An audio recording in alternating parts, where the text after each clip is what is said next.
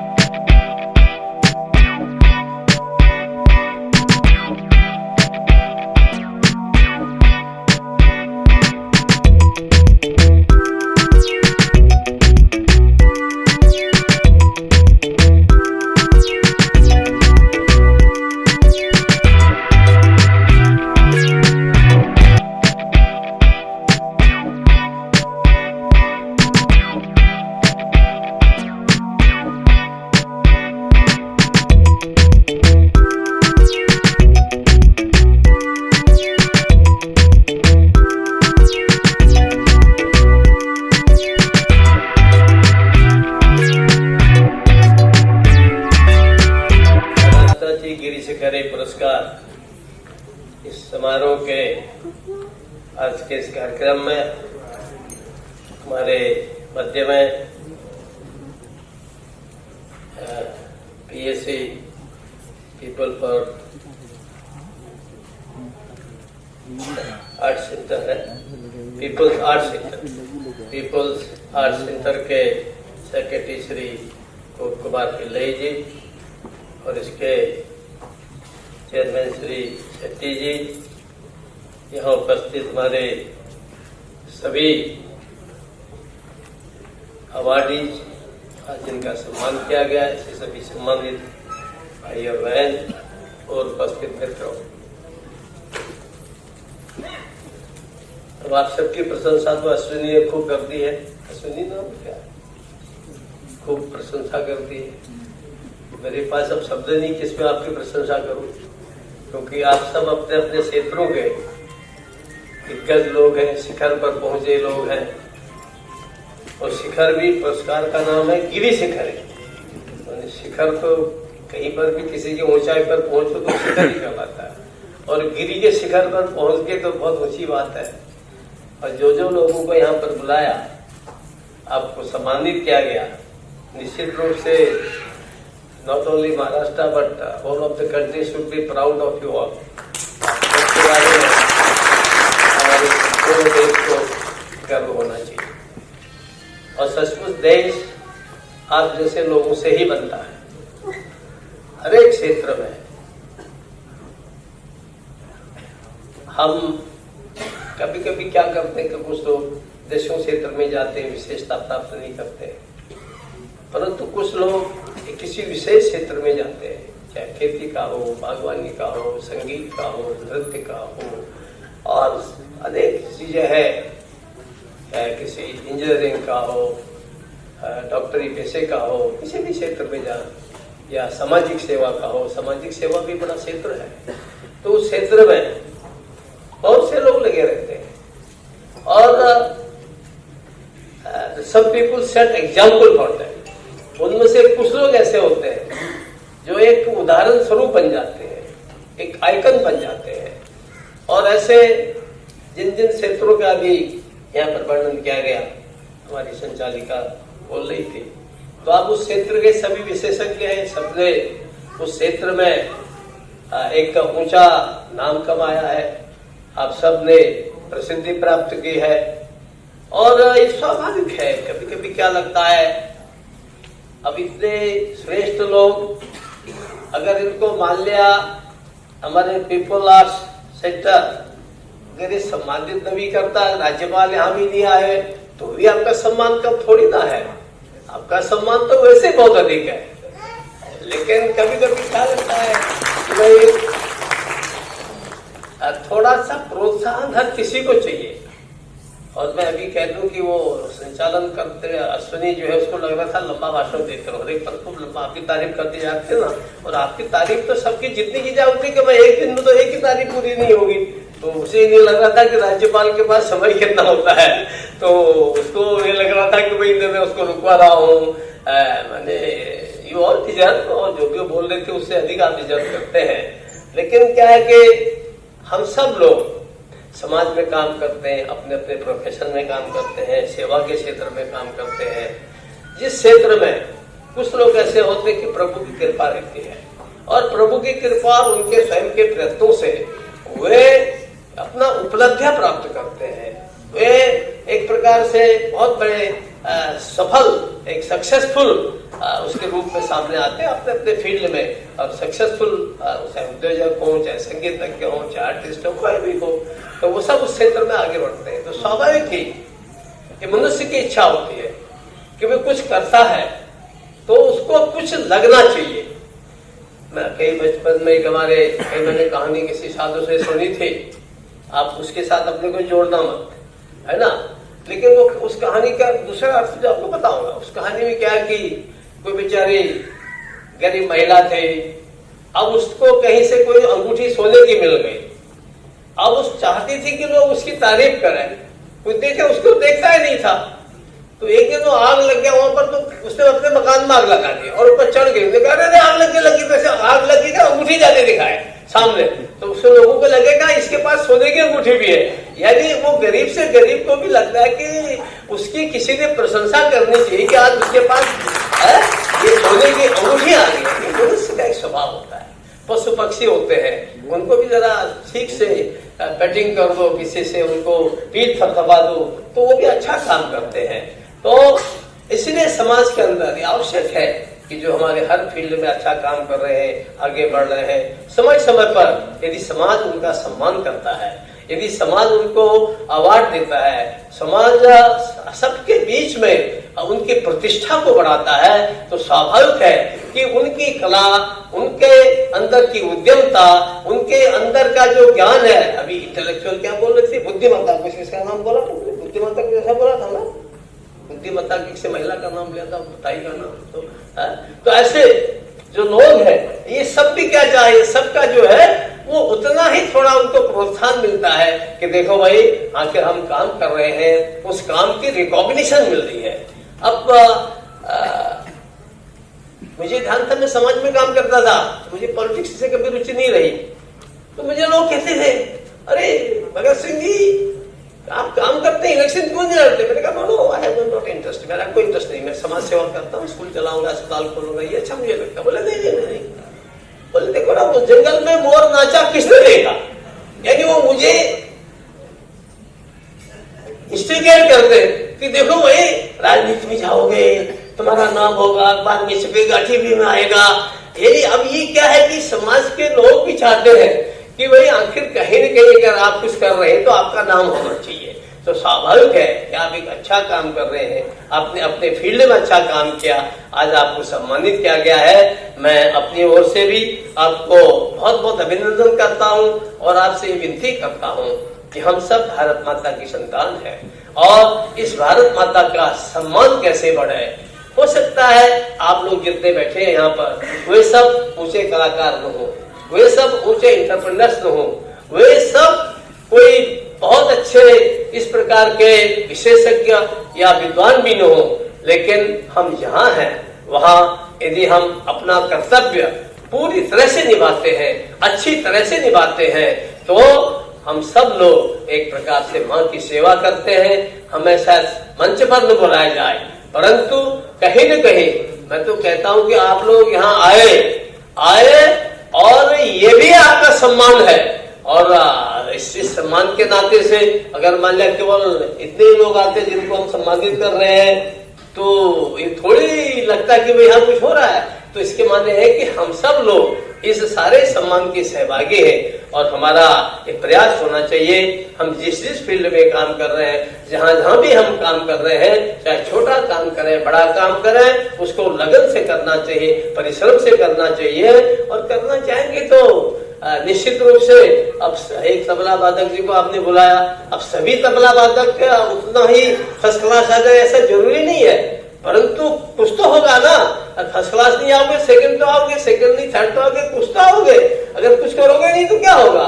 इसलिए जो कला भगवान ने दे रखे है, जो टैलेंट हमको भगवान ने दे रखा है, कोई हर एक कोई टैलेंट भगवान नहीं देता, हर एक को अलग अलग टैलेंट मिलता है, हर एक को अलग अलग गुण मिलता है। उस गुण का हम कितना विकास कर सकते हैं, किसको हम परिपक्वता की ओर ले जा सकते हैं, ये परम आवश्यक है। और उस दिशा में आप सब लोगों ने अच्छा काम किया और उस अच्छे काम के लिए, श्रेष्ठ काम के लिए, स्मरणीय काम के लिए आज के इस अवसर पर हमारे पीपुल्स आर्ट सेंटर ने स्वागत समारोह रखा। मैं पीपुल्स आर्ट सेंटर के पिल्लई जी का और मिस्टर शेट्टी, इन सब लोगों का, इनकी टीम का भी अभिनंदन करता हूँ कि सचमुच अच्छे लोगों को पहचानना और उनके मंच पर लाना, उनको सामने जनता के सामने लाना, ये भी परम आवश्यक है। इसके कारण से लोगों का उत्साह बढ़ता है, प्रोत्साहन मिलता है, काम आगे बढ़ता है। आज देश को इस सब की आवश्यकता है। प्रधानमंत्री जी बार बार इसी बात पर कहते हैं कि भाई देखो, हमको आत्मनिर्भर होना है। तो आत्मनिर्भर केवल इंडस्ट्री या केवल कृषि क्षेत्र में नहीं है, अगर हम लोग खेल के मामले में भी आत्मनिर्भर हो जाए। अब अभी फुटबॉल वालों का यहाँ पर स्वागत किया गया।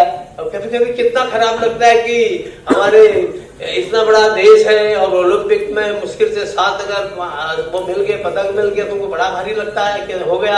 अगर हम इसलिए हर फील्ड में हम कैसे अपना देश का सम्मान, आप केवल अपने ही आनंद नहीं ले रहे, आपके अच्छे काम से सारे देश का सम्मान बढ़ता है, देश का, दुनिया में देश का नाम ऊंचा होता है। इसलिए उस दिशा में हम सब लोग और प्रयत्न करेंगे, अपनी प्रतिभा को और दिखाएंगे, ताकि देश और दुनिया के सामने आप सब अपने परिवार का और इस देश का नाम ऊंचा कर सके। मेरी शुभकामना आपके साथ है।